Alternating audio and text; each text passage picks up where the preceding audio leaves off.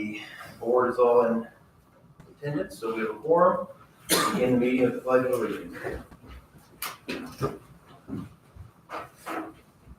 I pledge allegiance to the flag of the United States of America and and to the republic for which it stands, one nation, under God, indivisible, with liberty and justice for all.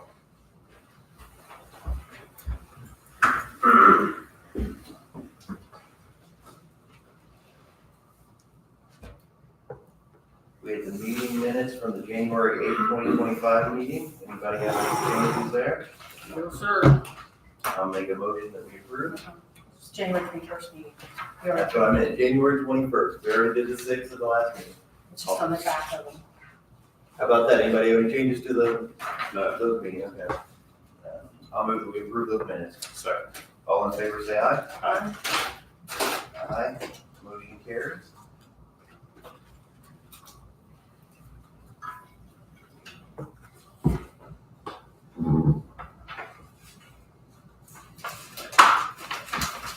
I'm going to come back to approving the payroll and claims. If we can go ahead and do the highway reports, please. Thank you, sir. Thank you. Thank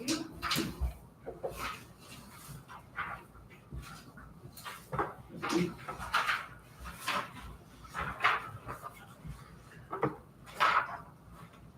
Alrighty, I do not have much at all to talk about today, but first of all, new hire, we had interviews on the 28th, and we chose to get Caden Beaker as a new employee. He will be starting on February the 18th. Young kid, but seemed like he comes from a good family, and we've heard a lot of good things about him. So We did interview quite well. he did interview very well, especially for being 19 years old. So, He has whatever license he needs. yep, he went out and got those on his own. So some motivation. Oh, wow. And then over 4-H, he got it on his own, and Nice. See what I get there. yeah, so he was pretty impressed about it. Great. So generally, I don't know, some positions we approve at this meeting, and this, usually all the highway hires, we approve them here. So might as well do that. And I guess you were at the interviews and Yeah, you're in favor of second them? his recommendation. Okay. So I'll move that we hire Caden Beaker as a new driver. I'll second. Any other discussion? No. All in favor, say aye. Aye. Aye. Motion carries. Alrighty, workman's compensation, I brought this up at the last meeting. An employee fell through the grate on a sander. He landed on his shoulder in the sander. He ended up going in for surgery, and he had 3 tears. One up here, one down here, and one in his bicep somewhere, so. I found 2 at first, but then when they went in there, they ended up finding another one. So, good thing they found it, or else he would have had to go back in again, so. Because that was, I guess his arm was, he couldn't hold his arm up. And that was one of the reasons why. He said, Dr. Edie, I think, said that's a good thing we found it, or else he would have been coming back in again, so. We wish him well. Speedy recovery. Yeah, so he'll be off for up to 12 weeks probably, so. Okay. Sling for 6 weeks, and then after that, he didn't know for sure, so. Then also last thing, we had CPR training and AED training at the highway department, and there was 22 of us that showed up, so. So hopefully if we have another incident like that, we'll be ready to go. That's all I got. All right. Okay, thank you. Thank you, thank you.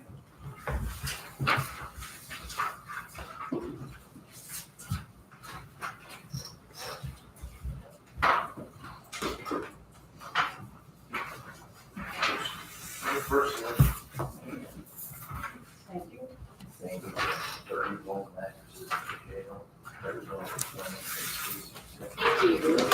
Short, sweet. Seems like they just give an additional for that at the end of the year. That's closer to. Now this told me what you were doing, Okay. but you would approve it, you have funds for it, so. I So think it they was, do that. don't remember. Thank you. So first thing on my list is a contract for the paving, community crossing paving. This is the same contract we've done in the past. NDOT requires it via community crossing grant to require a contract. Usually we just use our bid form 96 as a lead contract. They want something more written down to the bid form 96. So that is in there. We put all of our proper verbiage in there. CNR has approved it. Greg's reviewed it. So for approval and signatures on that thing.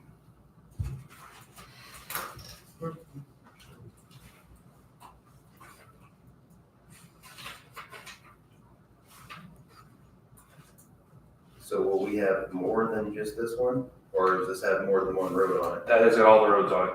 So it has road improvements to portions of 600 east. Okay, there are Meridian Road and 190 North. Yes. So that's all. That's everything. Correct. All right. I'll make a motion that we approve the contract between Board of Commissioners and CNR Construction Consultants. I'll second. Any other discussion? All in favor, say aye. Aye. Motion carries. Sandy, we get done with my portion, we'll make a copy to give Thank that you. contract. The next thing is Donnie's truck, 111. So we received 3 quotes, well, Max did all the work, I take credit for the truck. And usually with big trucks, we can do Sourcewell to get the state pricing, it kind of goes a little quicker. But with this smaller truck, small fleet, you can't use Sourcewell. You've got to go out and actually get quotes. So Steve presented you guys the rotation list last year. We got approval for it. We went to the council. The money was approved through the cap for a truck and the quad. So we're working on the truck. On the pickup for right now, the reason for the pickup is because the queue for ordering vehicles is filling up. And if we don't get it done here within the next week or two, they're afraid we won't even get in for 25, it'll be a 2026 truck. So that's the reason he went ahead and got prices. Those are the prices there. I think it was really very reasonable. What are we gonna do with the truck we have now? That truck is gonna stay in the fleet. We're gonna use that as our spray truck. Before we used a diesel, the 108, one other one we're trading in, but it's very low idling and slow speeds because you're spraying.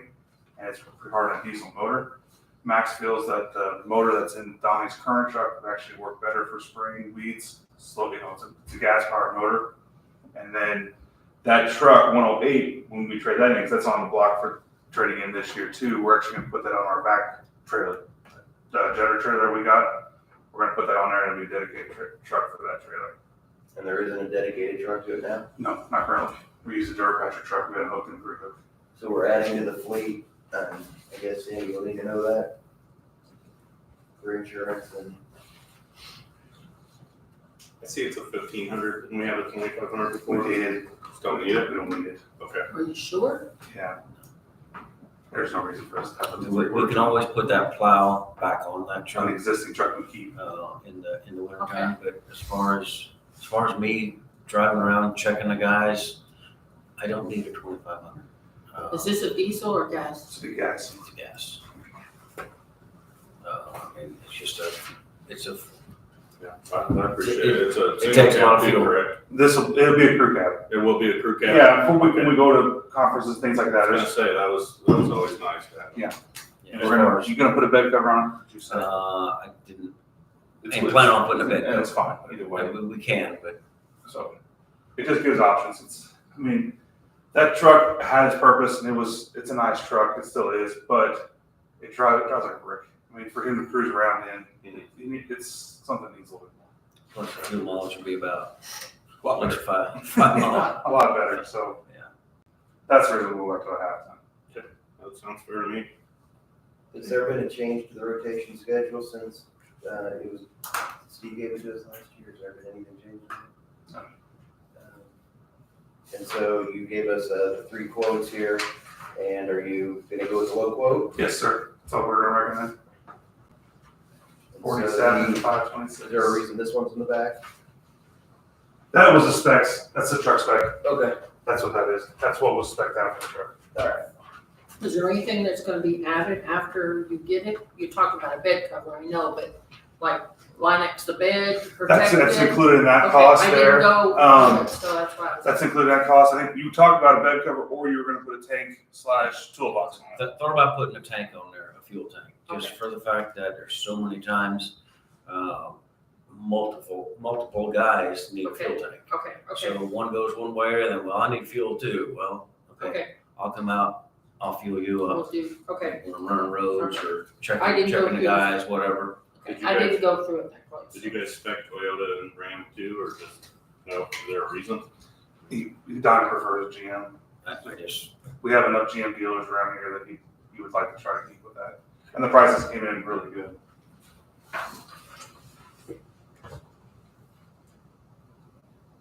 So under $50,000, they could have done it this way and it's fine, and they don't have to make generic specs. Correct. So it's allowable, but if you want them to get specs on other vehicles, it's up to you, or up to us. Anyway, not three. You good with this? So, All right, well, we've been recommended to go with the low bidder of Hubler Chevrolet in the amount of $47,526. And it meets all the specs that the highway department wanted, so I'm good with making a motion that we approve going with Hubler Chevrolet. I'll second. Any other discussion? Nope. All in favor, say aye. Aye. Aye, the motion carries. Thank you very much. Oh, I did attend that meeting with Schmitz. It was interesting. It was actually very interesting, but it was more towards the cities. It's more toward indoor development, which I thought was an interesting term. So it's about taking older buildings and turning them into apartments or other multi-use, which the city of Jasper and the city of Hayward have done a great job on. They brought other developers in, showing them what, instead of building big subdivisions, it was building within buildings we already had. So it was interesting, but it's not really geared toward me per se. So it sounded like the way that they had it written was it could have had something to do with other infrastructure, but they didn't talk too much about roads or bridges or. No, it did not. It was interesting though. It was, like I said, I did pick up some things. It was kind of cool. For the board, what was it called?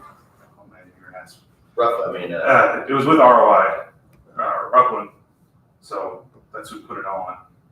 Was the name of it. anyway, a training or some sort of came through and I said, Brent, could you please attend? And he went to it, but it didn't sound like it.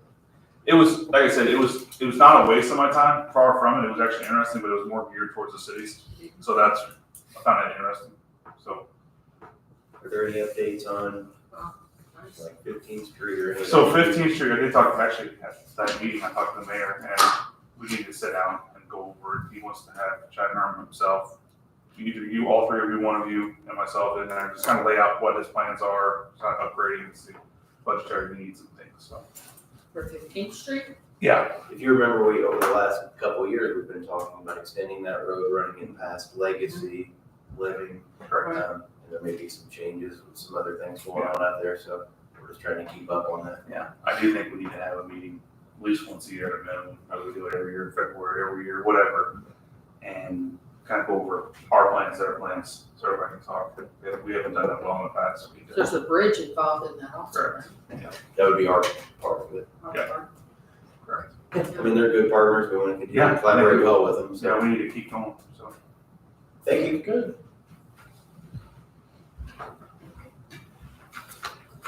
Did you have something that you wanted to bring to the board? or you're Just an observer. All right, sounds good.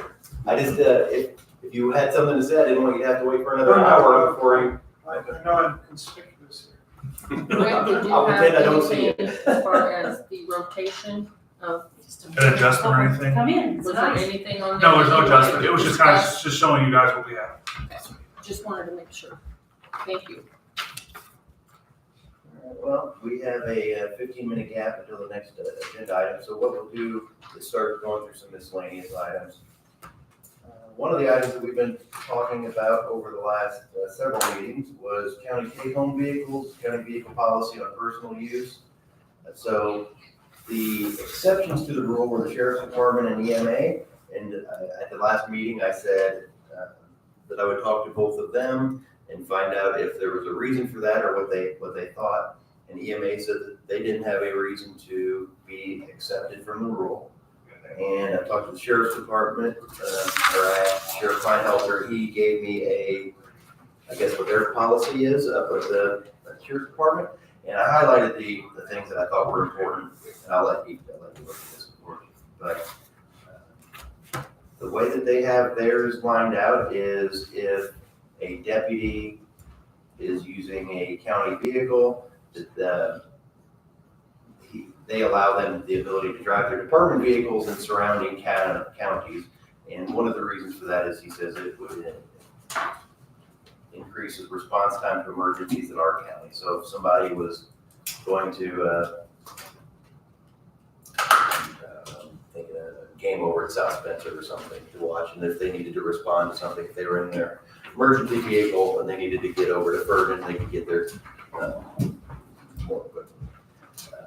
He says, the policy says that officers in our county know they are to be in a ready to respond mode when driving their department vehicle for personal reasons. So if they're driving their cruiser around, it just makes them more ready to be available. And so I guess really the only thing I would change in the policy after talking to both of them, EMA says they don't need it, so we can change them, remove them, and the sheriff's department, we could change it to saying that they are not accepted from the policy, but they are for surrounding counties, right? So if Deputy A says he's going to Fort Wayne for personal reasons, he shouldn't take the vehicle. But if he's going to Warren County, that's one of the 8 connecting, touching counties to us, then they would be allowed to. So any of our basically surrounding counties. It sounded like, from what I read there, it sounded like a reasonable policy, but still a person shouldn't be taking their vehicle to Monroe County, Marion County, Right. Washington County, anything like that for Right. personal use, but surrounding counties, that makes sense. And I feel the same way about, say, EMA or the highway department. If they were gonna go to Spencer County and there was a need that they made, a weather event coming, that they may need to come back, it would make sense that they would have the ability to take that vehicle so that they're in ready to respond mode. And they don't know that before they leave, so Should. if there's a threat, you know what I'm saying? So does the board, should we even mess with, changing the policy, or, doing an addendum to the policy, or just, let it ride? I don't think we need to make a change. Yeah, not necessarily. Start. So again, the only problem we would have is if they took it outside of the radius of the county, right? They don't run around it. So I'm glad I like that, having the sheriff provided that for me, and it kind of gives rationale to why that policy is in place.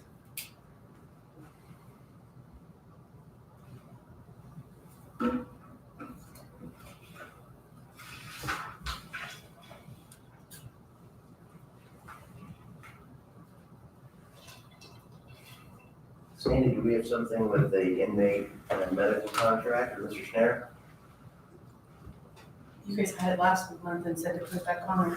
Was there anything that we need, any further action we need to take, or is it just, because I think last time during the meeting, we Correct. made the motion that you could, In all those terms, the indemnification language things, those got updated. I sent kind of an update email out last week, and our termination notice, I just got a notice from the auditor's office that it was signed for and certified last week, so we should be moving forward. so the termination letter you said was signed with our current provider, Was signed for, yes. right, accepted. Correct, yes. And the new one, all the terms that we wanted were in there now. That is So correct. we're in good shape. We're set to sign if we've not already done that, and then they would sign as the provider, I think with the rollout date of March 1st. I don't recall if we did sign, I thought we signed something last meeting. We wouldn't have signed it because they're still waiting for my Okay. approval, so I had sent it out to everyone. Would you follow up with that to see if it's available? I'll get it printed and get it signed. That'll work, thank you. When is that PSCI letter of support due? What does it do? get it this week. I've got a copy of that. Well, Alex is texting me, that's why I'm asking. Who did? Alex Hold and the council want, when we have to have it signed by. I think they want it by 6th or 7th or something. So that's what I was thinking too. So that'll be the next thing, we can look at that. I typed up a letter of support, there's one for each of you who want to look it over. This is for Oh, I read that. PSC Fiber. Mhm. Did I email it to you too? Mhm, No, I read it, thought I did. So I tried my best to put everything in there that I thought was Right. necessary for them and for the grant application. So just the beginning of it says, the DuBois County Board of Commissioners we're writing to the Indiana Broadband Office to express our full support of the BEAD grant program application for PSC Fiber. PSC is a successful history in DuBois County of providing broadband services. They worked with us during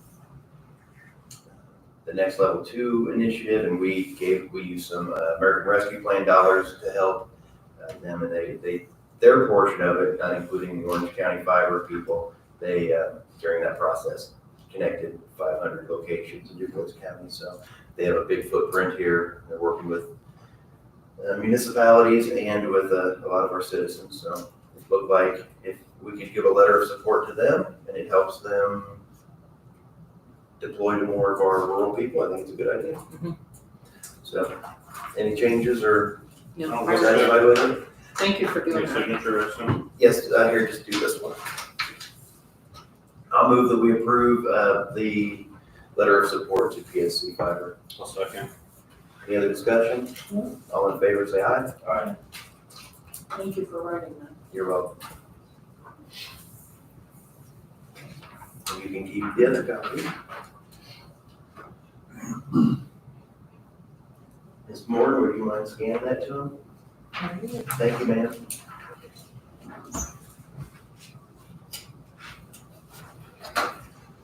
Is there a 3-to-3 contract you're supposed to sign? Or did we already pass that around? You guys Here have it is. already I didn't approved see it. All it needs to be is signed, because they got the correct officials on there Okay. from Vanderburgh County.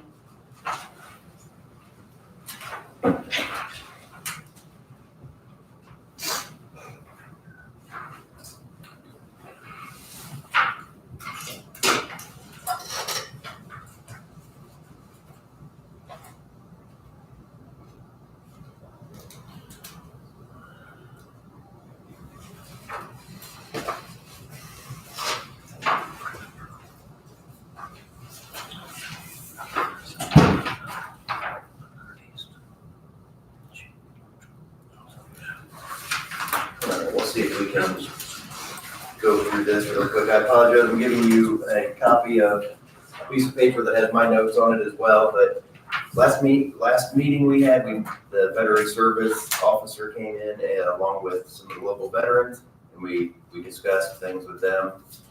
They also were in here, I believe, in November. They just have some big ideas and big plans for the office, and I want to keep it front and center, and so we can continue to consider their wishes and their thoughts for expanding the services of the office. So last week, Veteran Service Officer Speedy gave me this, and these were his wishes. So I'll start at the top and work down. For staffing, he would like the Veteran Service Officer to go to 40 hours a week. That would be a full-time position, whereas currently, I believe he is approved for an average of 28 hours. He also has the two in the middle there would be assistant veteran service officers. So he has two of those at 30 hours apiece. And then he has his administrative person in there who is Mr. Hughes, who's in the office currently. He has him in for 30 hours, but I think with that, we could probably just keep that at 28 hours or where he's at. We would just have to maybe change his hours up of how, how those are split between the days. The other part here for the hours, you can see that they want to vary the hours so that they can be in the office later on Monday, Wednesdays, and then having Saturday hours once a month. So I just want to share this with you, that these are some of the ideas that they're having. Also, one of these days, he mentioned it here, that he would like to go to some of the places where veterans are, go to them instead of them having to come in here. So maybe he would go to the Legion whenever they have a meeting and, you know, try to bring veteran services to them. So that's where it says after the Saturday there where it says flex schedule. So I told him his main priority would be he needs to be here in the office because that's where we have to staff and we have to have people in here. But if he had 4 hours, you know, a couple hours every week that he was maybe out and about doing it, I think that would be fine. To just meet as many people as possible. So the next request is space. He's looking for he would prefer to have a 3-room office with a reception area and a place for some storage for his personal and medical records. In his current office, I think he has 4 or 5 4-drawer, we don't have any in here, 4-drawer storage cabinets. They are old ones and they have a lock, but they don't have a key anymore. So he's, so on one hand, I'm not too super concerned with it because he can lock his office when he leaves. And the only person with access, I guess, would be maintenance and I guess us. I guess I have a key, you know, that we could get in there, but it's pretty secure, I would say. But he does need, so another thing, he'd like to have someplace to store all that stuff. Because I guess his room is pretty cramped and he'd like a little more space.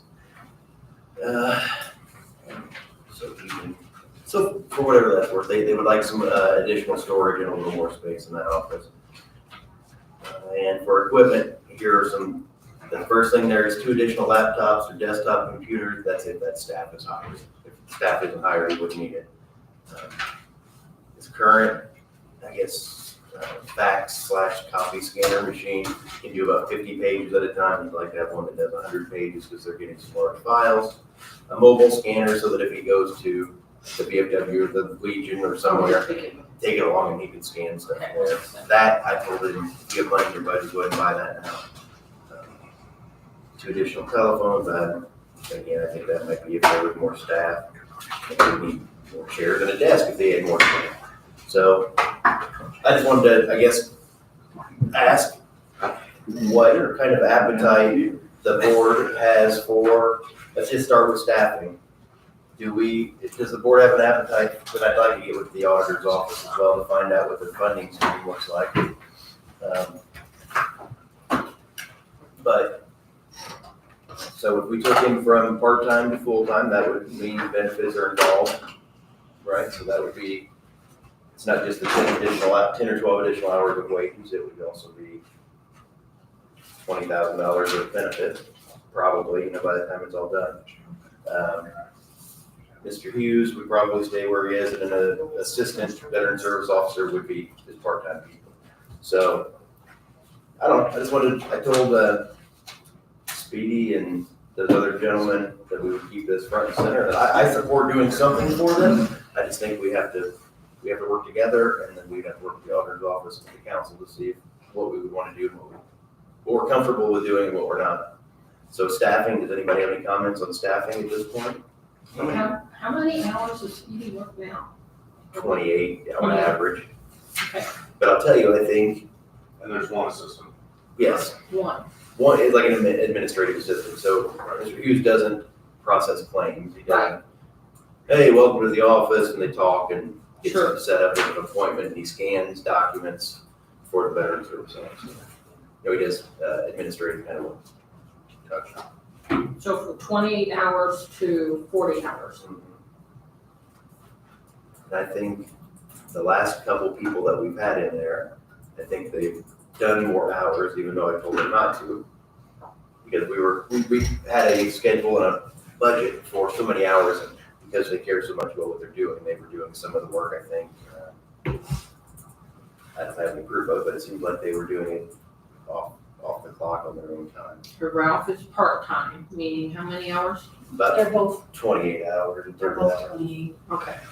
What is the rule for part-time? Is it 30 hours or 31, 30? 30 is full-time. So he's 28 hours or so. What's Ralph willing to work? I mean, is he wanting to go to full-time or is anybody? No, Ralph isn't. Not at all? No, he would Never stay as an even- administrative Okay, assistant. he does, not even consideration, okay.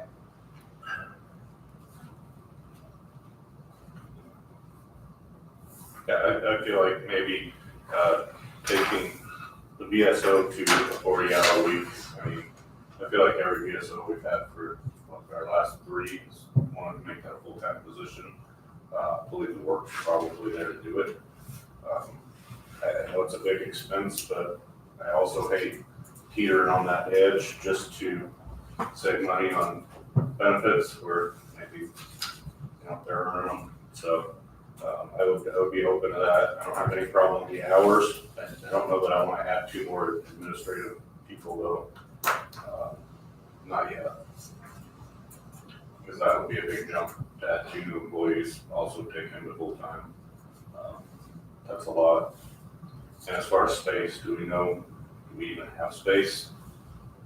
Not here, I don't think so.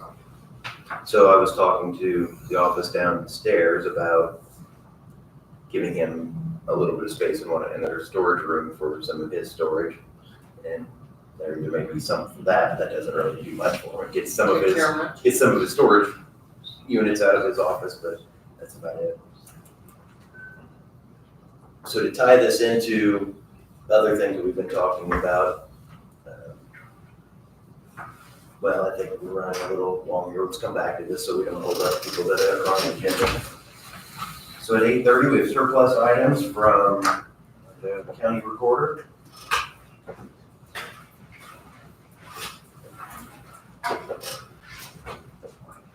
Good morning to you both. Morning. Stephen. Morning. Mr. Steve. So we've got that scanner, that book scanner. We finished the project for the commissioner's books. We got everything scanned before the end of the year, last year. Debbie downstairs is working on doing the conversion to making them word search capable. I spoke to her this morning, and we need to get them re-uploaded to the website. All of the county commissioners' meetings that are currently on the website, we need to get the new versions re-uploaded. She has all of those now word search capable. So So the ones we had before were just flat PDF file, and now Yes. they're OCR. now they're all OCR, yeah. She still needs to do all the stuff that's scanned to make all of those OCR, but everything that was currently publicly accessible online is ready to go back as full OCR search now too. So So do you know what the next step in getting that done is? we're gonna talk to Sandy about how she wants it. Pam's been doing it as we do the meetings now, so it should be the contact. Okay, I'll get you with Pam then on, yeah. So, Good. and then, yeah. So she'll go now, into just the for the audio public's stuff. benefit, if somebody was interested in animal control ordinance, right, they could type in the word dog or animal control, and the things that you scan, anytime that word comes up, they could find that. Once it's uploaded. Once it's all there, yeah. And we've got to decide with Sandy and Pam, I'm not sure about how they want, like, the old stuff. You're not gonna want it, this was the August 1941 meeting, this was the September 1940. You're just probably gonna want like 1941 or 1940s, period, all in one document, so that you can just hit dog in that and see the whole thing, yeah. So there won't be a general search that would search 1940s, 50s, all the way to today for dog? Only if we combine everything into one document, which can be done, but that's helpful for the past, less helpful for the more recent stuff. If you're coming in with the street department and this ordinance was sometime around October or September of 2018, it's easier to just pull up the 2018 stuff instead of everything. Because then you're gonna. But in our current website with our current documents, Mhm. you just do a search, it's like a regular Google search, and it searches everything, right? No, Doesn't work that way within our site? not from You go and you pull up the meeting minutes, they're individual PDFs, it creates a link. When I get on that, that's how I do it, I'm not far from savvy, but then I go to that link and I'll do a search, but it's just for that meeting minutes. Yeah. Did we do it then? Was there dogs talked about? Then yes, here it is. But you have to go through each link for the minutes. Oh, each Yeah, instance of that word is a separate link. no. Each document. Each meeting is a separate link. Each commissioner's meeting is a But separate it link. would pull up the topic within each of those. No, Not now. because you're only operating in that one, you're only operating in that sandbox of this, the sandbox of the January 2025 commissioners meeting. And so your search only operates within that. So if you wanted to search that same topic across all, you would literally have to open every single commissioner's meeting. Correct. Which is what I do whenever a question comes up, what did we do on this, maybe last year or the year before? I'll go through each set of minutes and I'll search each set of minutes. Control F and they're searchable that way. Yes, but it's only per meeting minutes. But yes, that is what I'm doing. This sounds wonderful. We can, Okay, so can you remind me again, how would it work now? right now, it is. With this the new stuff you're gonna upload? With the new stuff that's going in, it's, everything is word searchable. Those files have been created, I should say, they're not online yet. For every current commissioners meeting that is online, which goes back to 2008, I think. All of those have been converted to a full OCR document. Those documents have not yet been uploaded to the website. So they exist, but they're not publicly accessible yet. We just gotta, I guess, get with Pam on that. For all of the stuff that I scanned, the commissioners meetings going back to the 1800s, those will all, not all, the typed ones of those will also become OCR searchable. The handwritten ones, the technology is just not there. And to get even close to it is gonna spend a lot more money than we wanna spend right now. Right. But the typed ones will all become OCR searchable. And then those can be put online, however the auditor's office wants to do that. Again, my suggestion, I've talked to Sandy about this, would be not to break it up into individual files for each meeting, but to start combining years or even decades into one document.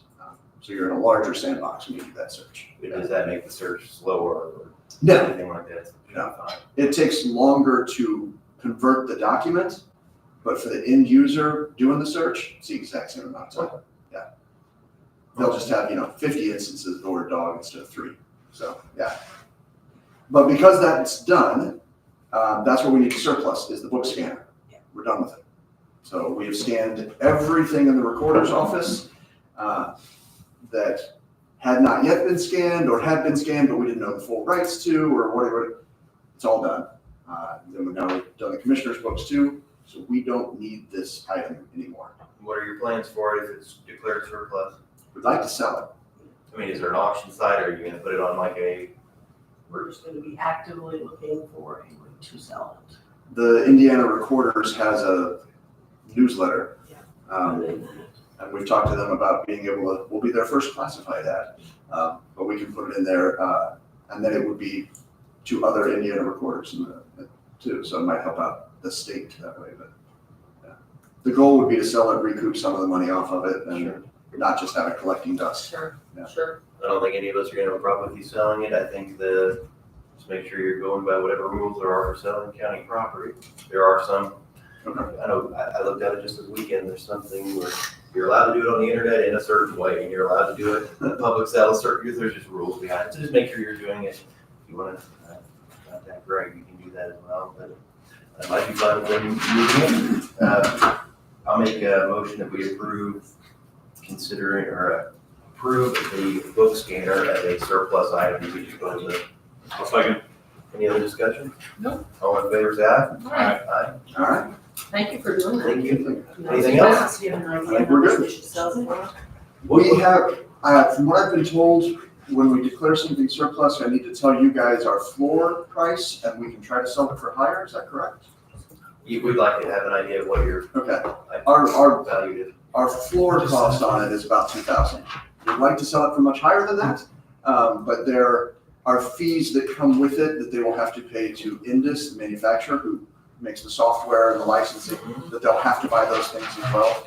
So factoring all of those costs in. And I've got all that written here for Do you. you recoup any of that?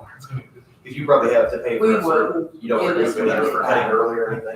No, and we actually still need the software for a while. Okay. We just don't need the hardware. I've scanned all of those documents, but I still need their software to manipulate those documents for a good few months probably. I have, I don't know, 100,000 or so scans to work with, so, yeah. But we did, I've got the cost that someone would have to pay to Indus here, if you guys need that to see what those other sides are. But, yeah. You know, if the buyer would need that, I don't think we would, but you told us about what you're expecting for it, so, or, Which means if we want to talk more about that, we can do that. Mm, So, yeah. Okay. thank you. All right. Thank you.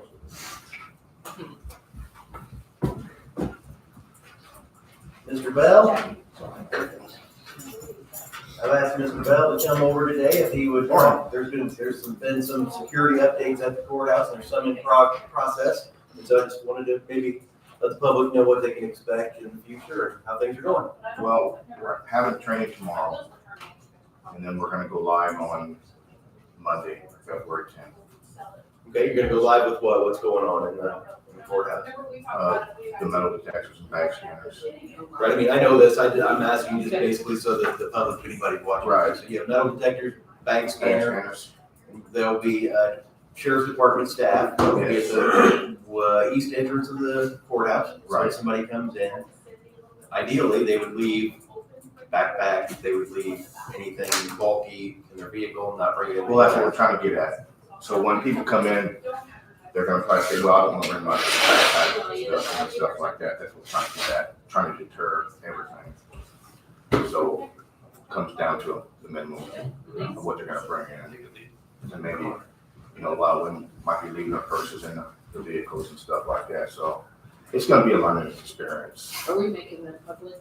We need to, you know, that this will be up and running in our courthouse now? Are we gonna make? That's part of the reason for him to be here I today mean- is, We're not gonna put a blast out there as far as, I mean, people will catch on, I understand that, Yeah. I think it's been in the Take some media the time. lot when we discussed making the purchase, that it was in the media at that time. And I think that one of the reasons for you to come in today is just so that if anybody wants to pick up on that information, they Right. can. That It's gonna you take, come in, it's gonna be a different process. right. It's gonna take time, and I wish everybody had patience. exactly. And it's just, I mean, it's gonna be a learning experience for all of us. I would guess if a person comes in next Monday, you're gonna have a slow time getting through potentially. A year from Right. now, Right. we'll have all the kinks worked out and it'll go pretty smoothly. Right, that's what we're hoping for.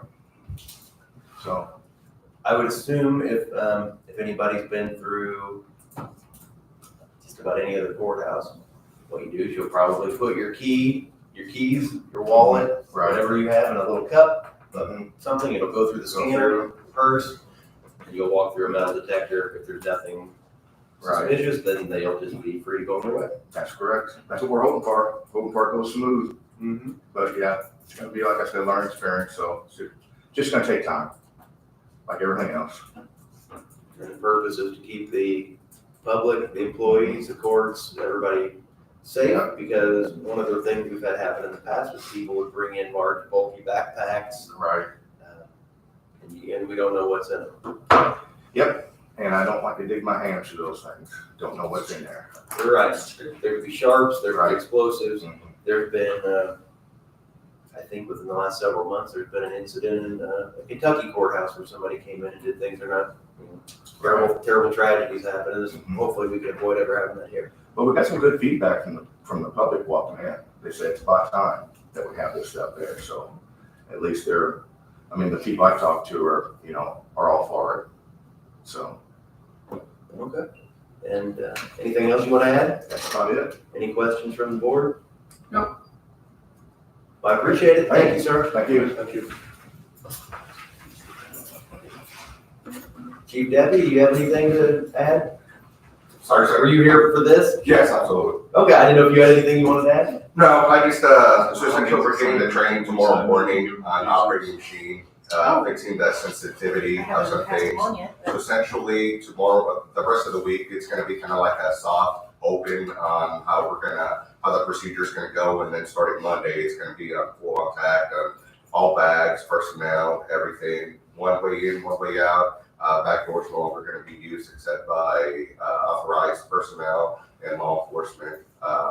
So again, tomorrow morning, that's gonna be the crucial of the training, get everything going on. And then again, as the week goes on, we're gonna go live with the machines and kind of get the employees used to it, what fits in the machine, what doesn't fit in the machine.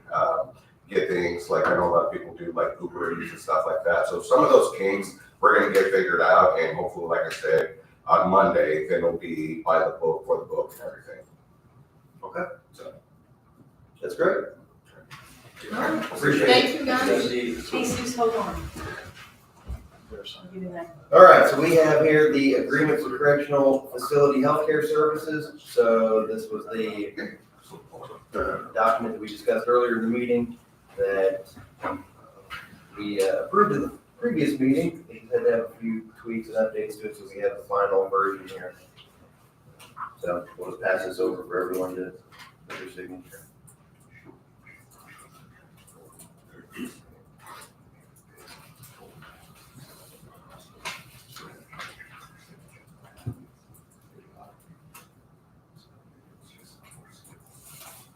These little boxes.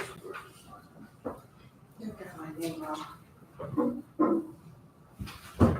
That's autocorrect happening right there. Does it say service? Yeah. Just sign your name and then we'll wipe that out and we'll Okay. do it the right way. Sorry about that. Someone sent an email yesterday with your name and it said service.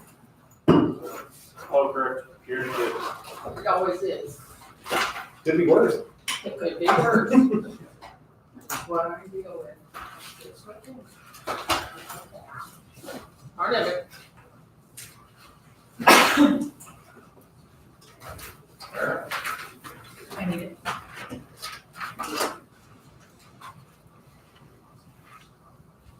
Okay, we have Clerk Kittenbrock here. Morning. Good morning. Good morning. I sent you an email Friday to let you know why I was coming. I am here to ask that we are allowed to get new furniture in the clerk's office. We have had several Band-Aids to our current furniture over the years, and several of our employees get splinters in their arms or their legs as they're sitting at these desks. That's very annoying to me. But on top of that, the drawers just don't work like they used to. So just as an exploring option, Huffman office was in the building the other week, and I just said, hey, how's it work if we wanted to do something like that? So he gave me some ideas, and so they come in and do a measurement and they do suggestion, but they talk to each employee of what works at their workstation, what doesn't work, what space, what kind of equipment do you need to do your job efficiently. So I said, well, let's just explore. Let's see what we can do. Clerk's Perpetuation Fund can pay for the furniture. So we have the money in the Clerk's Perpetuation Fund, but it has to be advertised and approved by the council. As such, he gave me some rough ideas of what he thought it could cost. I shoot high. I said I'd like to advertise $25,000. I don't think that we'll spend that much money, but I gave it a little padding just in case. I felt like if we were getting new desks, we need a new cabinet next to our copy machine that is kind of our workstation. We could utilize that a little better, I think. So just had some ideas, and I sent you my information on what I had already done, along with some pictures of our current furniture. You can stop by our office and look at it if you feel like you want to. But I just coming to see if you would approve us to move forward. Mr. Schneider, did you see any issues with it? I did not. I looked at it this morning. Okay, I didn't think you did. The amount is a small dollar purchase, so she can, kind of like we did with the truck, we don't have to, it's not a set process she has to go through to do it. So it's a good idea. You get multiple bids, try to get the lowest price, but yeah, it's not required. So I don't have a problem with them moving forward, and I read everything that you sent, looked at the pictures, so I understand where you're coming from. One thing that I worry about is I have that old stuff. You know, you said it has a 25-year life on it. That's what Huffman told me. Right. I was not aware of that, but That stuff just, in my opinion, because I work with some new stuff at my other office, and that old stuff just seems like it lasts a lot better. that was like some of the conversation that Huffman said, in which he's a vendor. He's, just where you buy your furniture from and what the life expectancy is, because we could probably go a little cheaper, but it's not going to last 25 years. We could buy some things from lesser quality options, and most of the stuff that he was speaking of is locally made as well. So I think that's a plus, that we have a good vendor that will come and service the equipment if there's a problem with it, and that it's locally made, so. Yeah, Just so if curious, you, how old is the furniture? 29. 29. We got it 29. when we renovated the courthouse. Okay, I was gonna say, I know it's really old. So raise your email. And some pieces are hand-me-overs. There's a credenza that sits next to my desk, and that came from the sheriff's department. There's tables, and the cabinet by our copy machine came from the records library. Like, we've made do with other things, and it works, but it's seen its better days. And I think there's a better way to, give me the right tools for my job, and I think we could work more efficiently. So. No, I have no problem with it, I think so. so I was unclear though, are you gonna purchase directly through them, or are you gonna do it through one of those programs, or are you still? Well, Huffman uses one of those programs to get that pricing Mhm. point. We have several options. The more I talk about this, the more I find out about it. You can go direct to some manufacturers, and then other manufacturers you have to use like a vendor, like a Huffman. So we'll explore our options, and as I learn more about the contracts with government agencies, maybe there's a better way to get it, but we'll explore some options and go down the road. I'm okay with it as far, like I said, like I tell everybody, just make sure you're doing it by the book and you're in good shape here. I'll move that I don't know that we even need to, but I'll do it just for the record. I'll move that we approve moving forward with replacement of the furniture in the clerk's office. A second. Any other discussion? No. All in favor, say aye. Aye. Aye. Motion carries. And I guess, do you think that the items that you have are gonna be of value to anyone else? Like, I mean, I saw the pictures and I know the banding is bad. There's pieces that are could be hand-me-overs. There's a couple desks, probably 3 of them that I would say no.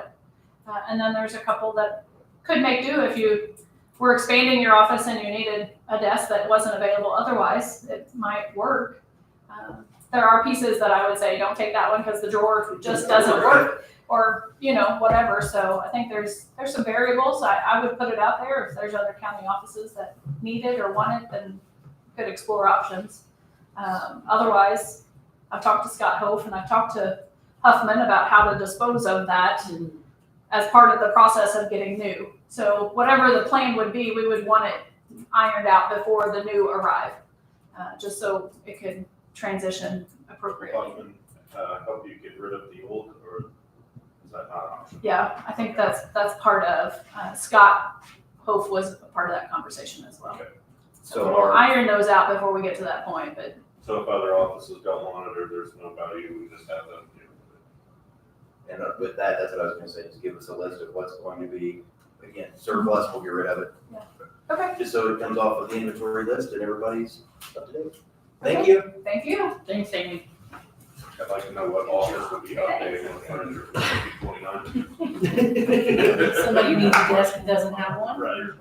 But that's what we do. Yeah. We keep trying to But get everybody. I mean, we have the same, No. yes, there's pricing issues, but overall, we're solidly built with desks. Yeah. That's kind of what I was saying, sometimes I'd rather have a 25-year-old solid wood They desk. didn't want to certify One that, thing to do. but they wanted, All right. what do they call it? All right, let's get back to this veteran service office Authenticated. discussion. Is it the same So as I exemplification? think where we were, is Commissioner Hostetter, you were talking about your thoughts on the veteran service officer himself.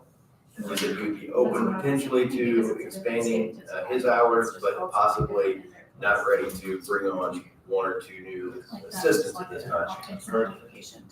Anything else you want to add with the staffing? Nothing with staffing. What about Commissioner Stefano? know your term. I think the VSO should go to full-time, the admin part-time, and then we'll reevaluate it then. I don't think we need additional employees. I think we just go with this at the moment and see how reevaluate it So my guess, or my, later date.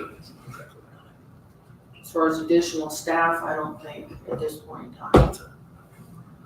You wanna take it one little step at a time, and that's generally how I operate, that's what I tell, that we did that at community corrections, at 1 and 4, I said, see how 2 works.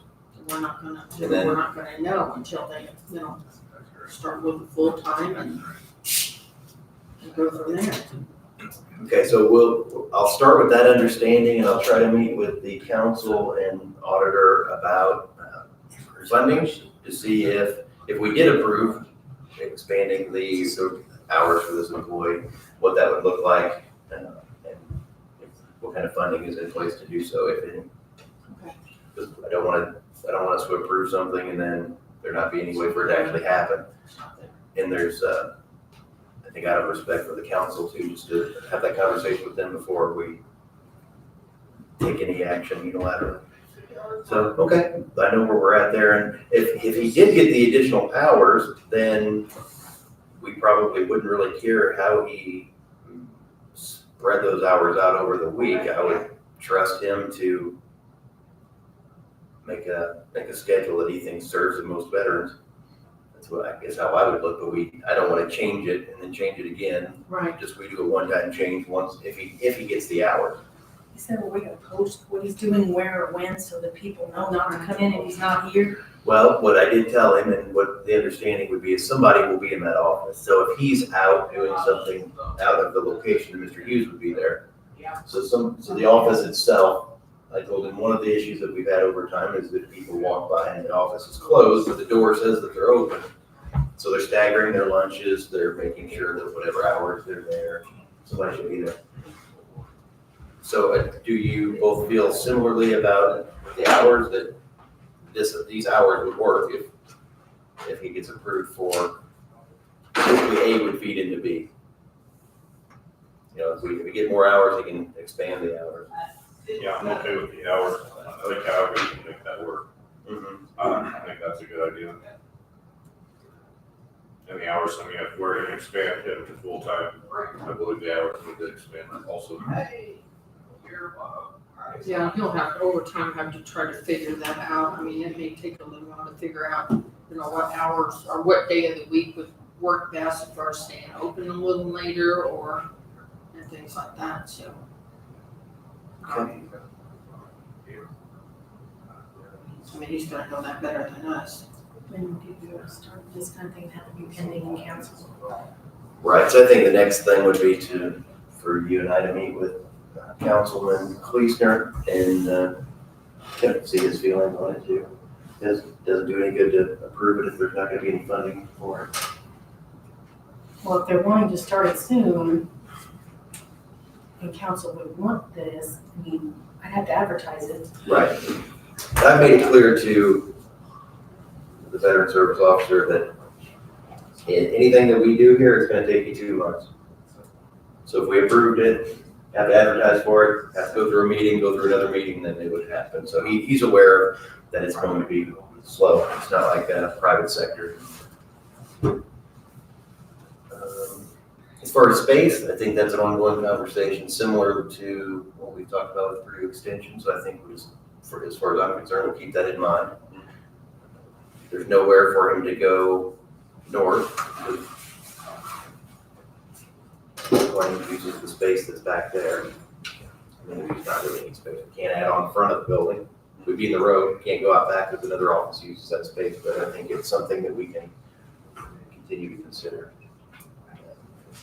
One of the council members sent me a link to a building that's for sale in town, and I'll share that with you both too. He said, hey, and maybe he sent it to you too, I don't know. But he said this, and what do you think, would this work? So I'll share some of that information with you as well for space.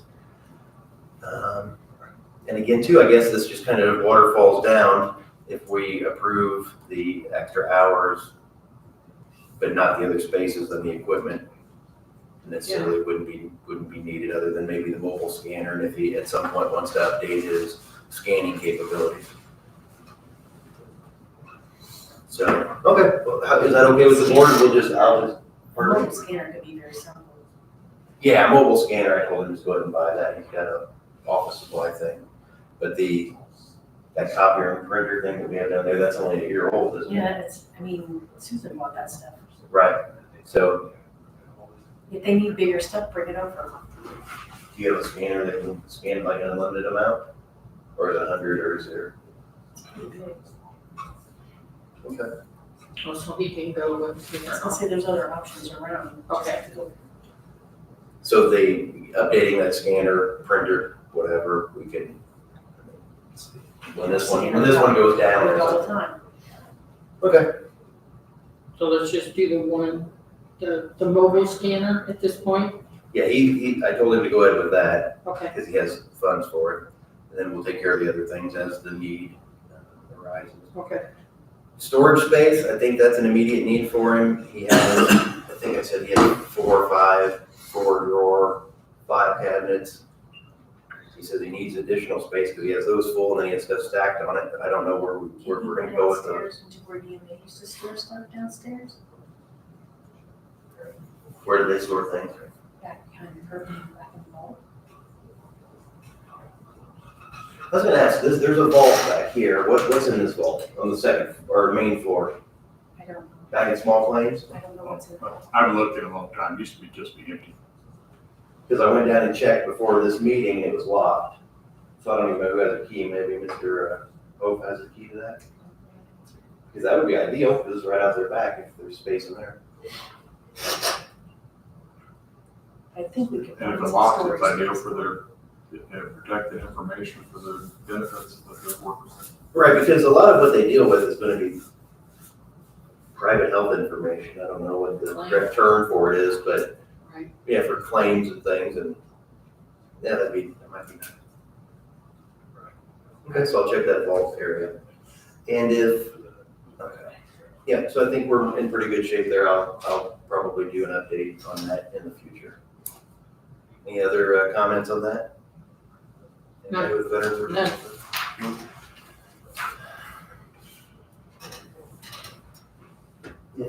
If someone comes in, a vendor, whoever, they want to use our Wi-Fi, they can bring the computer to you and they'll type in the We password. normally don't just let anybody just use it, do for courts. For certain, but I don't really, Like if we had a vendor in here that wanted to do a presentation, I would put the password in.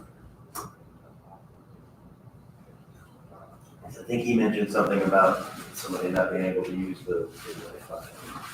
But if he has a legitimate need, he can ask for it, correct? We just don't publish it, because everybody in the sun will be on it, and we, Right, that's what I told him. I said, I don't have the password myself. It's just good that we have one point of contact with it so that it limits who's on it. Not everyone needs that. because every cell phone, we have everybody on it. So, next, one of the other miscellaneous items we have under the discussion area here is the remote work policy. What I'll say is, I don't think I had any feedback from any departments. I don't think I had any feedback from anybody in the public. I did this weekend get something, or I guess we all got something from Human Resources Director Rhodes. I told him, I emailed him back last night, I said, I didn't even have a chance to read it, what he sent us. So I don't know what it is, or Brooke and I have questions on it, so. you wanna bring up your questions now, or do you wanna? What I was assuming we would do is, I don't think this is something that is critical. I think it's something we can talk about again in 2 weeks. I'd like to print what he provided and see if there's anything worth changing. Yeah, we just bring what we had and then that's a question, so we can. You wanna bring them up now?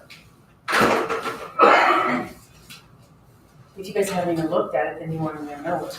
Okay. You just wanna hold on to it until, put it on the agenda for discussion item again for 2 weeks and the only thing that I've seen again was I read what, the governor put out and I read what the president put out and everybody there was back to work. That was amazing that there was like, I could be wrong, but it was like 7 million hours of state employee remote work was done last year, 7,800,000 some hours A lot of people working for the state.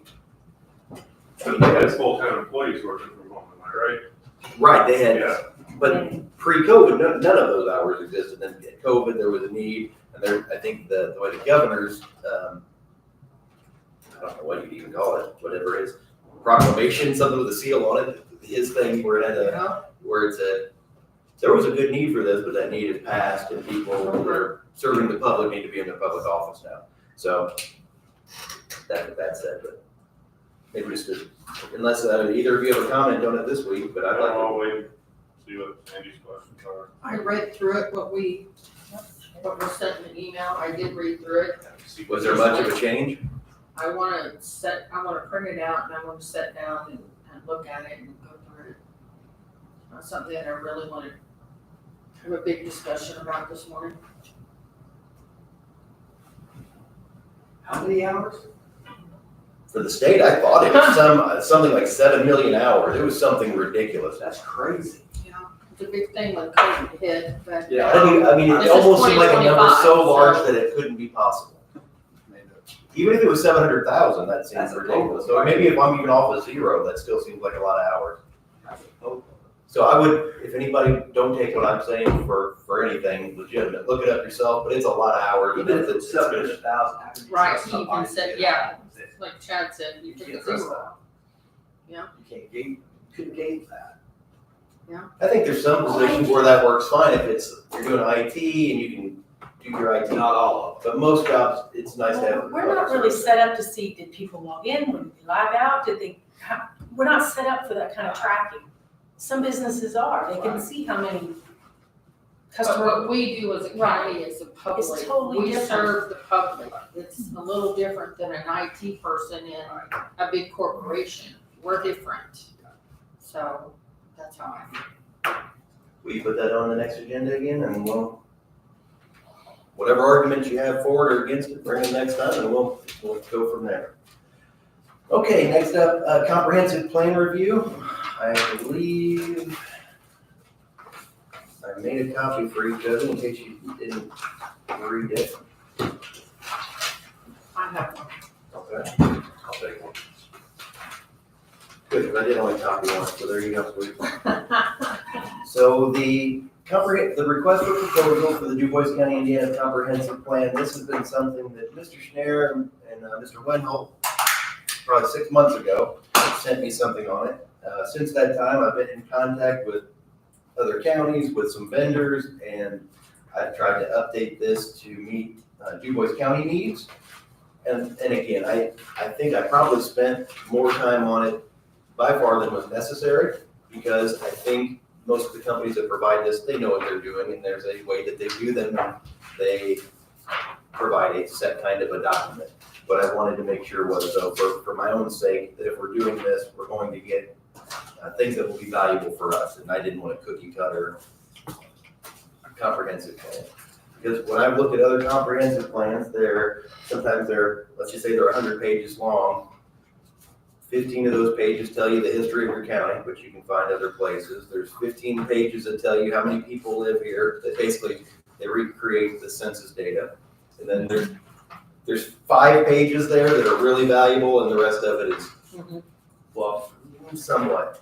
And so I want to make sure that if we're going to do this, we're going to spend a significant amount of money. Let's do it right. That being said, the things that are listed in here are the things that are important to me. Those may not be the same things that are important to both of you or other people. So that's why I sent it to the council, the other commissioners, to make sure that your needs or your desires or thoughts are included as well. Or you can just not look at it and trust that I did a knockout job. We know you did. Okay, thank you. No, a lot of this, like I said, is generic stuff. Some of it is, but I do want them to, for example, the countywide fiber build out, regional sewer district, our streets, veteran services, things that deal with agriculture and health. I want to make sure that all of those things are in there and that none of that gets overlooked. Right. Because at the end of this, I'd love for them to have gotten community feedback, gotten feedback from elected officials and county employees and anyone who is interested, and they can help us make decisions on veteran services. Maybe we have a lot of people that come up and they say, that's the most important thing to me. Really respect them. I really want that money to go there. Or maybe people say, that's not as important. What I really care about is getting that rock road paved in front of my house. And that can guide where we put some resources in the future. I think we do a decent job, and the county's always done a decent job, but we could maybe step it up a notch by really studying what and why we're doing what we're doing. So I guess my question today is, do either of you need more time with this, or are we going to be okay with this comprehensive plan request for proposal?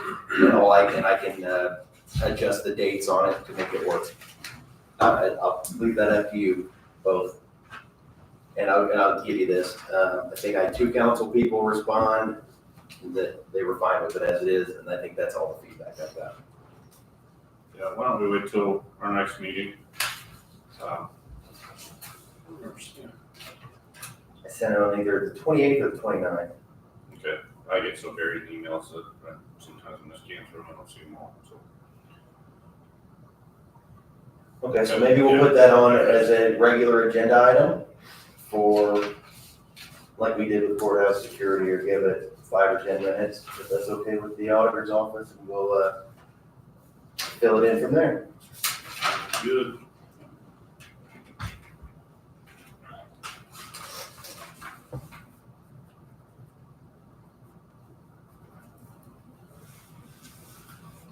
I guess one thing I would ask you while you're looking at it, if you say one thing that's, let's trails, for example, not important to me, never has been, not in my top 5 of important things that the county does. Important, but not to that level. So I don't remember exactly, but I doubt I put trails in here. If trails are running over the 2 of you, then we can do It's it. listed. It was one of the, Well, it's one of the plans that we've had before that we got to review, yeah, that they can include. unless you're moved. Yeah, I saw that in there. Yeah.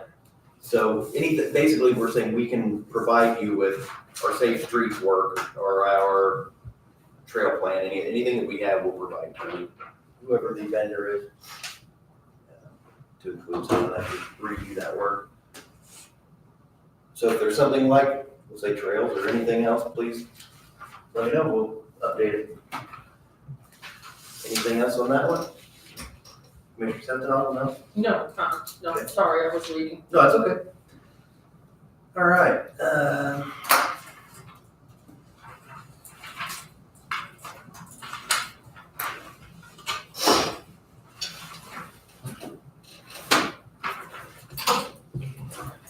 I think Councilman Kleesner sent us all an email yesterday about the HVAC proposals, and he wanted us to do something today, and I don't recall what that was, so I'm gonna bring that up.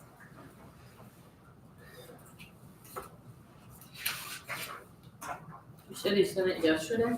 I thought it was It yesterday. was yesterday, that the council was gonna advertise for funding the project and wanted the commissioners to consider basically looking into getting a contract in place. We'd already, Sounds like Chad got it, and we didn't. Do you think just you and I got it? activity, I did not get it. I was on my emails last night, I do not have it. Okay, so that one might have been one that he just asked me to put on ours. I did not have Mr. Schneider, can you give us an update on what you think that means and how that will proceed? yeah, let me, it was,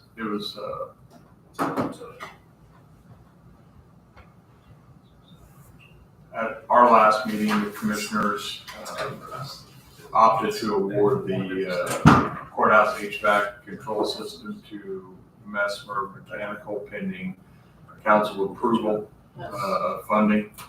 They are set to be advertising that, I believe, Sandy, correct, for Go their, to press this week. for their February meeting. for their February meetings. And whether or not the commissioners want to go ahead and entertain entering into a contract to be awarded and approved at our March 3rd meeting. So trying to get that process in the works. That's all it says. Yeah. From a contract standpoint, we don't have a standard contract that we utilize with everybody. We have terms that we want put into theirs. What I would do is, if directed, would be to reach out to Mesmer, see if they have one. If not, I did just utilize one for the swine barn refurb rehab project that we can tweak to match up with this project as needed. Alternatively, sometimes contractors are always just using the AIA set of documents, which we're not a stranger to for some of our bigger projects. Not that this isn't a big project, it's a lot of money, but it's not, seven figures either. Was the jail, we had those for all three of our main Correct. contractors. Yes. So basically, you'll take care of it. Correct. But we did award it at our last meeting, You did. correct? Yeah. We I thought approved we it did. pending funding. Yeah. Pending funding, yes. Yes. And they're It was meeting not that awarded by- yet. It would not be awarded until March the 3rd. Okay, They did a show of hands saying that they would be okay with moving it for Okay. It advertising. came down to whether or not, okay, now we know what it's gonna cost us. And they were comfortable at least go as far as advertising for it. And so was the advertisement for an additional appropriation to have enough money there? Because originally the assumption was it was going to be about $100,000 less than this. Roughly. So we're all good with that? okay. Mr. Schneider will work on it, it'll have the normal language in it, and you're good to go. So, Thank you. thank you. Alright.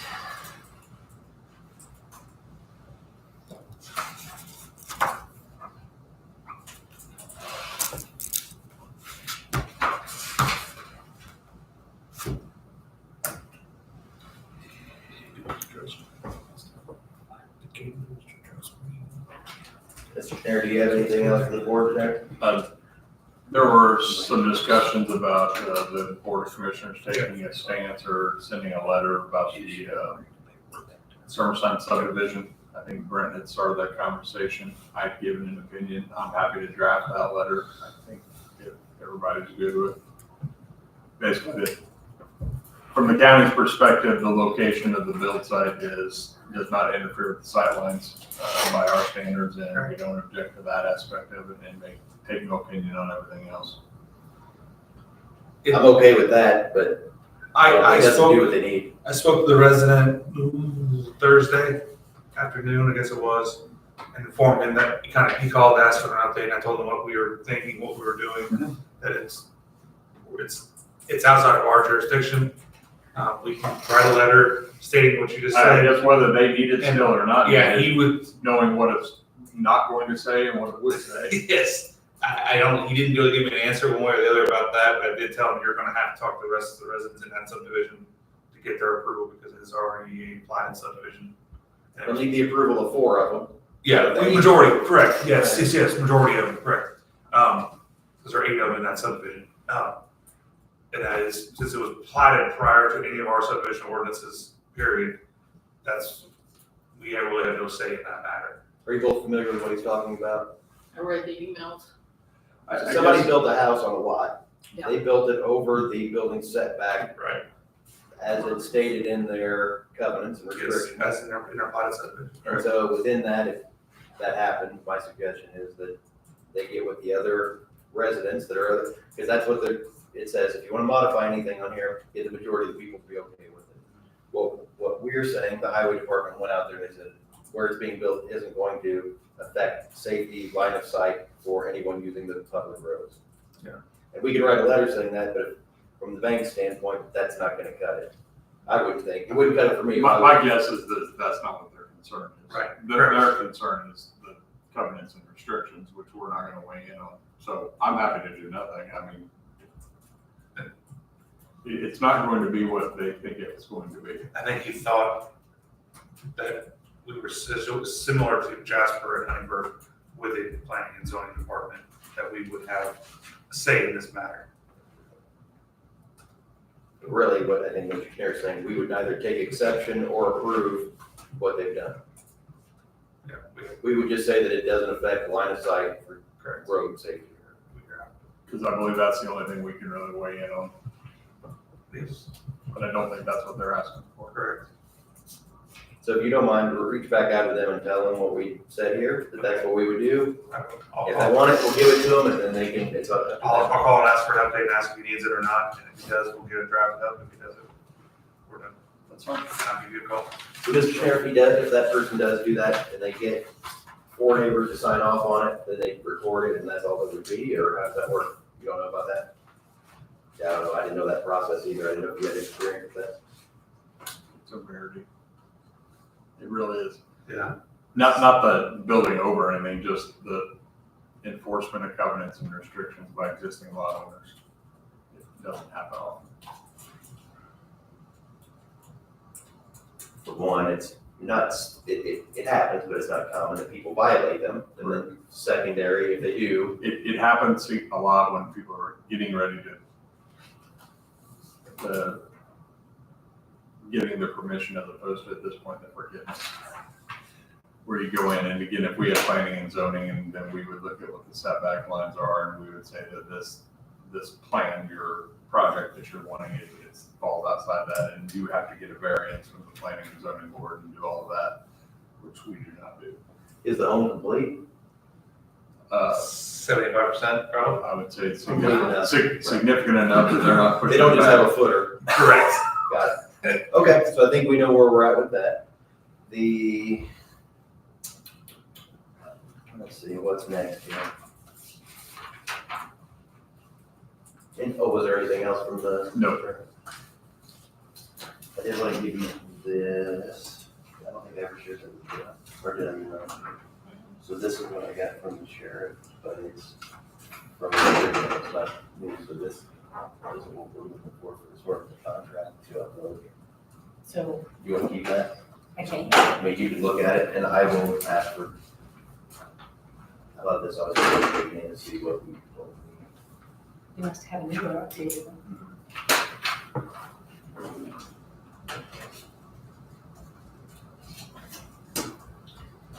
I just gave her something with a contract that one of the offices has that hasn't been uploaded, so we're gonna work on it. All right, this one, I'll try to be brief on this, but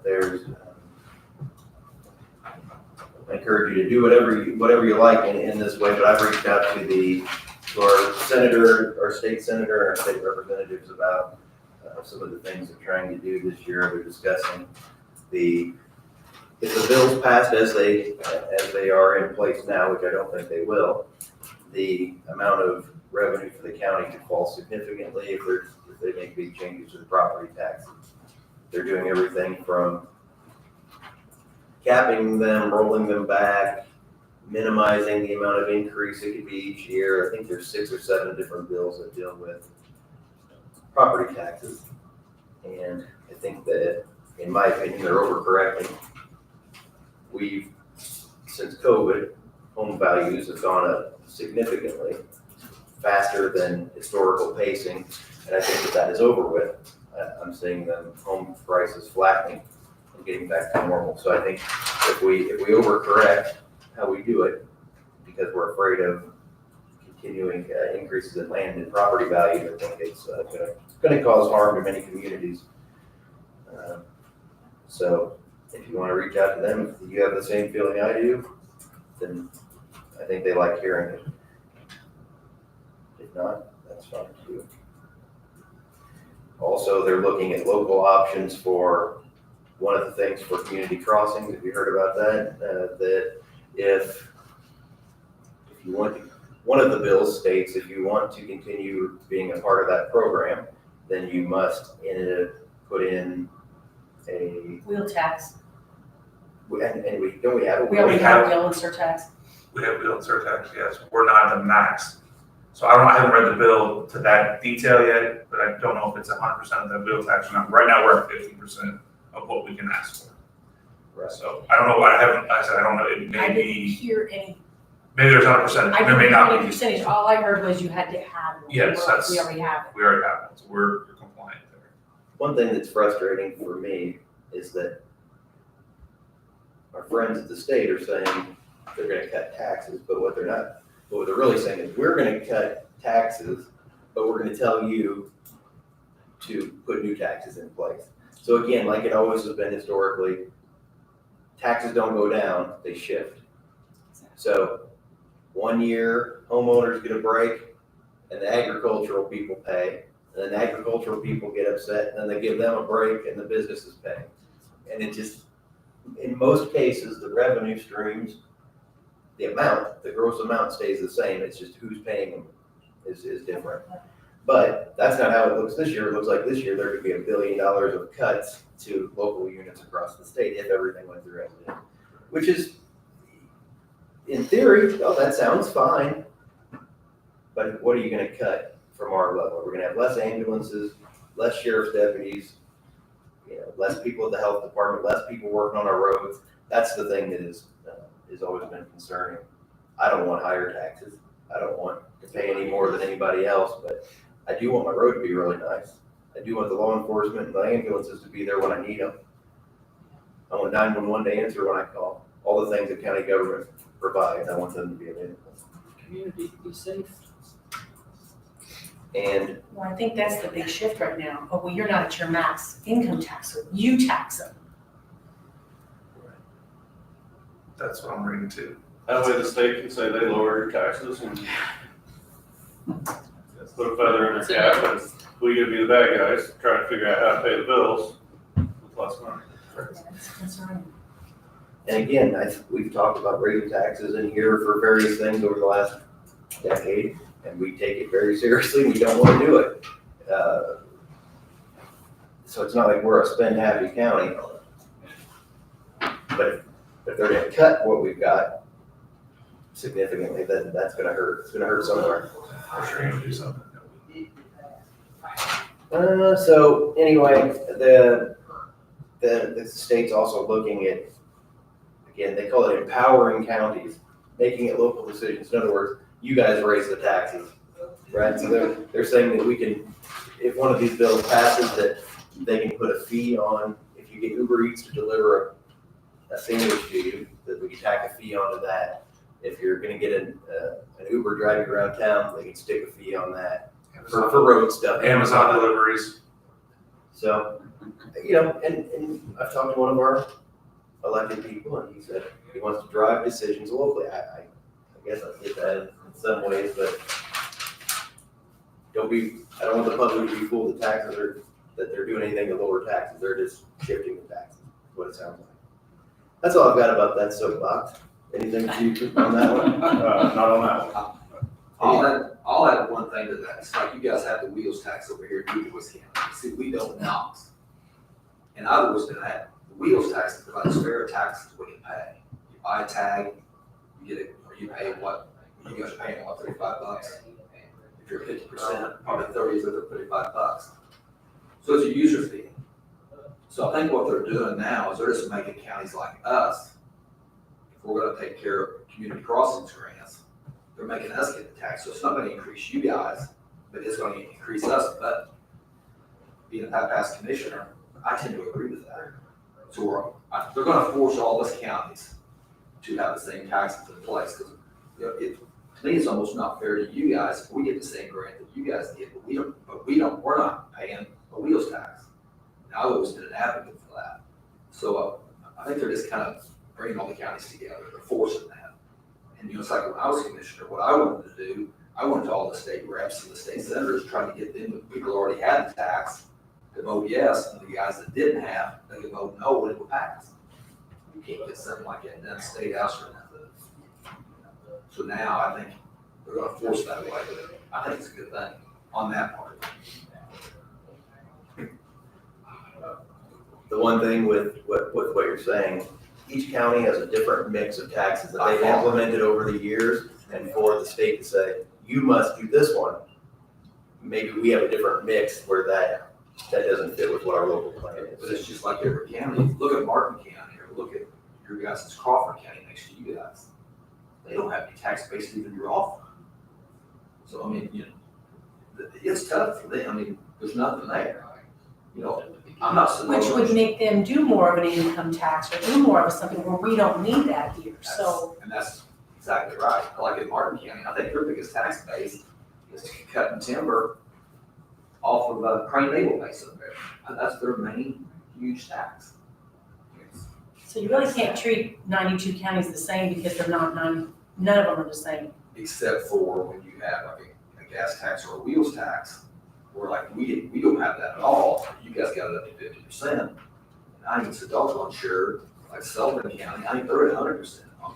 So it's all, everybody should have that. Either you don't or you do. makes everybody, especially if they're getting community crossing agreement. We all do that. We don't care who. But, I don't have anything else to really say about the state stuff unless somebody else does. No, Okay, I think the last thing that I have today is the Baker Tilly financial advisor gave us some funding scenarios on the 24th. And I didn't know if anybody on the board wanted to discuss those items. You have any thoughts on that? Pull them up. So we had a previous meeting with the regional sewer district people from Clark Dietz,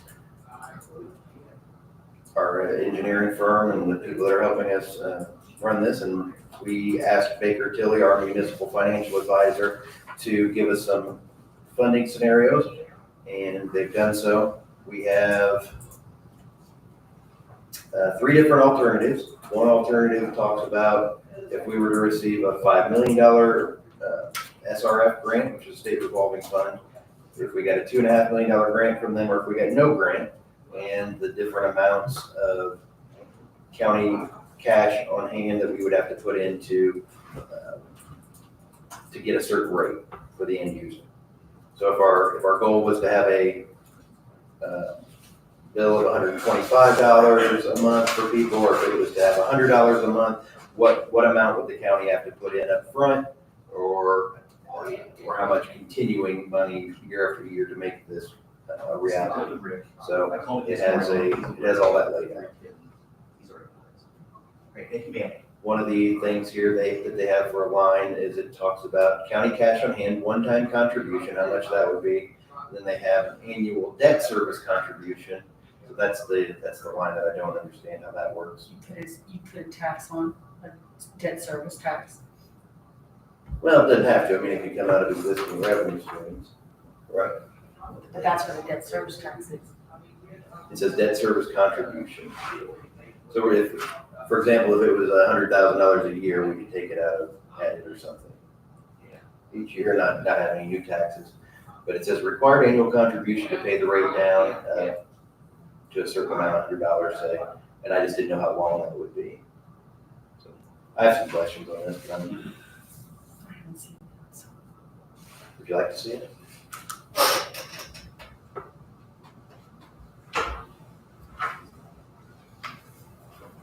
Do you guys review it? What are your thoughts? not in detail, I didn't.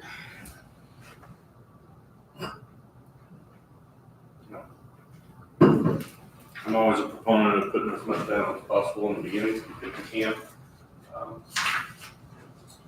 It's a matter of what we're comfortable with, I guess.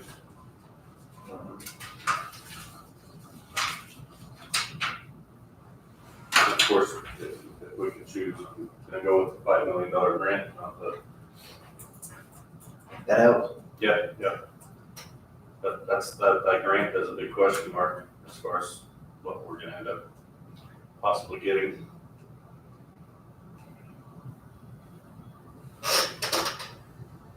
Are they gonna apply again on April 1st, or whatever they do? Yes.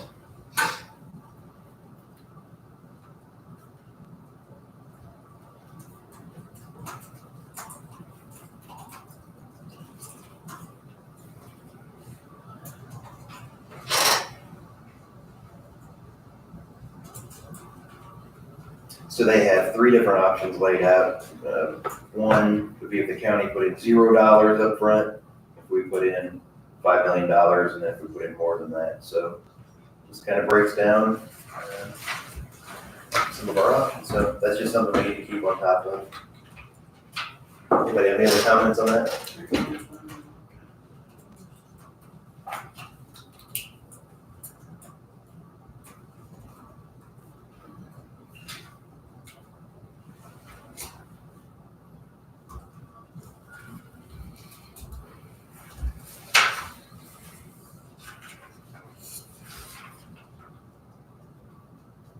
Anything from the county auditor?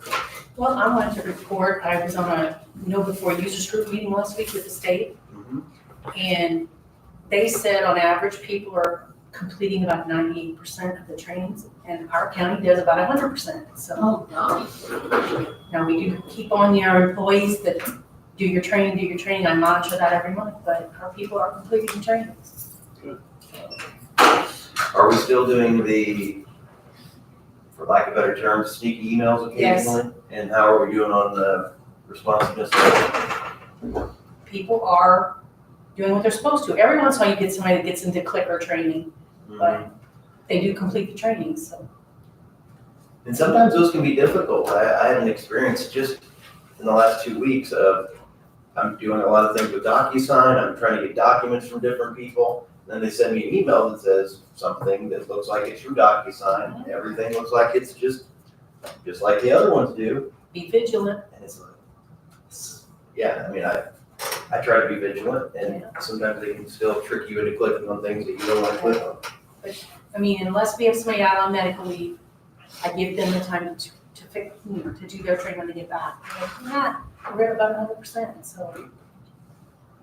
And I know that because you haven't sent me any on this lately. So I monitor it, it goes out on the first Tuesday of the month, and they got 3 weeks to complete it, and about the third week, I'll say, get your training done. And if they don't, then I'll send you the list, but I haven't had to do that, so. I think our people are, and they, on the call, they were saying, well, how do you get your people to do it? And it was like communication, you gotta be on top of it, you can't just let it slide. So, anyway. Anything else? Was there anything else from you, Mr. Chair? Nope, just the one thing, thank you. Okay. Anything else from Highway? Commissioner Stefano? No, sir. Commissioner Hostetter? One additional, I met last Friday with Purdue Extension and Mayor Ben by Mike Steffi. They may have some space available for Purdue Extension at the Regional Wellness Center. We did a tour of the current Purdue Extension office, looked at their storage spaces and workspaces, and then talked about how it would possibly look if they were in the Regional Wellness Center.